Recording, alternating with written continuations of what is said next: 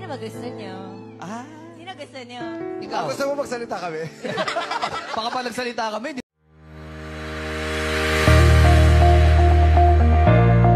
Pilit na pina-private ni Kim at ang kanyang bagong boyfriend ang kanilang relasyon, pero tila hindi na ito may tatago pa ni Kim Chu, dahil kahit nga ka-co-host nito sa It's Showtime ay nakahalata na rin sa mga kinikilos ni Kim, lalong-lalo na kapag binisita nga siya ng kanyang boyfriend sa It's Showtime.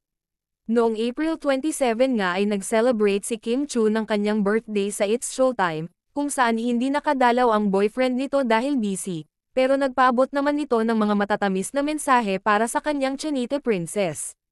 Pagkatapos nga kasi ng It's Showtime, ay napansin ng mga co-host na nagkapasa si Kim dahil sa kanyang ginagawang performance.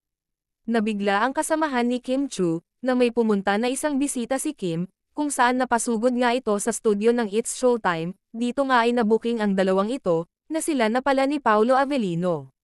Nagkasigawan ang ibang mga co-host lalong-lalo na yung hindi nakaalam, pero sila ni Vice, Han at ibang malapit ni Kim, ay alam na si Paolo Avellino at si Kim na nga.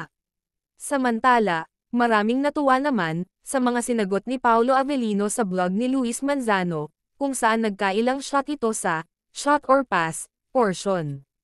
O mga Kim Pao fans dyan, alam nyo na may nanalo na. Hi Kim, kamusta ka? Eto, okay lang. Kala ko ikaw na yung... Nauna ka na rin namat lahat. Sana umupo ka na muna. Para hindi ka nag-aabang. Kung upo ka dyan, sino kasama mo? Sino ba gusto nyo? Ah, Sino gusto nyo? Ikaw. Gusto mo magsalita kami? Baka pa nagsalita kami, di mo sundin. Wala lang naman, salita lang naman eh. puro ka paghaharot, di ka bumili ng mahabang sando. Anyway,